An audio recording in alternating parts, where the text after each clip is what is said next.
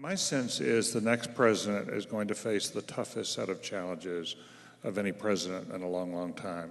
I can't remember any time I've gone through a transition, and I've tried to work with several presidents as they prepared to take the reins of office. I can't remember a time when I thought there were as many difficult, almost impossible problems to solve bearing in on the president at the same time. Doris, I sense that we're facing the toughest presidency in the sense of the challenges presented since Franklin Roosevelt took office in 1933, in March of 33. The problems then were more obvious. These are more below the waterline, but they're also more complex, and several of them are very international in character. And I just think it's going to be extremely difficult. Just for me, the transcendent challenges that will face the next president, first, to put the nation's house in order, because if we do not do that, if we don't get health care fixed, if we don't get the entitlement programs fixed, if we don't come up with a national energy plan, if we don't really fix our schools, all of these things we've been delaying on and just kicking around on for a long, long time, I think there's a serious prospect that America will go down as a power.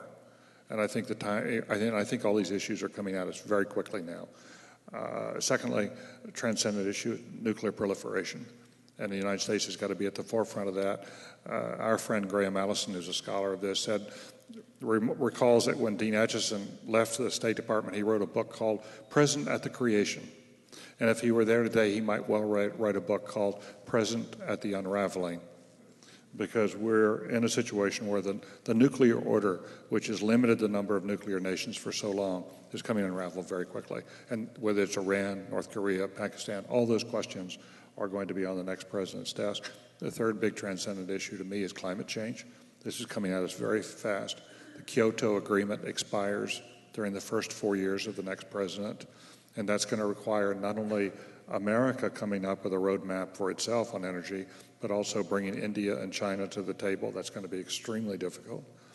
And it relates to the fourth challenge, and that is, how do we bring a peaceful transition, and one in which America remains a superpower, to the great story of our time, and that is the transfer of power and wealth to Asia.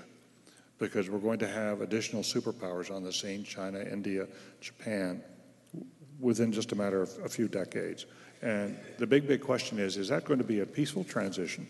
And will America continue to be a great power at the table when that transition is completed? I think both of those questions are very much up in the air right now, and a lot will depend on what the next president does. That's a pretty chilling thought, all those things you said. It seems to me that in order to get done the very things that David said, especially getting our own house in order and dealing with climate change here at home, just taking the domestic parts of the issue, the next president is going to have to be able to reach across the aisle in ways that our previous presidents have not done. When I think about the ability that Lyndon Johnson had in 1964 when he had to get the Civil Rights Bill through the Congress, and he knew that the Southern Democrats would be against it, so he had to reach across the aisle and bring Everett Dirksen, the leader of the Republican Party, on his side to bring some Republicans to break the filibuster, which had never been broken on a Civil Rights Act. So for one thing, he understood that Congress had to become a team, which our presidents haven't done. He would say you have to deal with those Congress people as well as you deal with your wife. You got to romance them. You got to sex with them. And he didn't really mean that, but that's what he would say. And meanwhile, he would call Dirksen up at 6 in the morning, at noon, at midnight. There was one senator he called at 2 a.m. He said, "I hope I didn't wake you up." And the senator said, "No, I was just lying here looking at the ceiling, hoping my president would call." But then what he understood when he dealt with Dirksen was not just to give him public works projects and dams and schools and fill Illinois with government largesse, but he says, "Dirksen, you want to come with me on this bill? 99 years from now, school children will be saying your name." No, in fact, he said it even better. He said, "If you could come with me on this bill, 200 years from now, school children will know only two names, Abraham Lincoln and Everett Dirksen." How could Dirksen resist? And somehow we've seen a culture in Washington in the last really couple decades where that bipartisanship is so difficult. They never stay around Washington anymore like they used to on the weekends, where they'd play poker and play games and drink together. Friendships are very rarely formed across partisan lines. The people who get on television too often are the people who have the loudest voice on one or the other side of the extremes, so the people in the middle are not as valued as they should be. So a president, in order to get health care, in order to get our education system in tow, in order to be able to do something about climate change, is going to have to make a relationship between government and business that we haven't really seen in a positive way since World War II, when those two elements were brought together to do the most remarkable thing that has ever been done in business government history: build ships, tanks, weapons, and planes that could never have been imagined could have been done.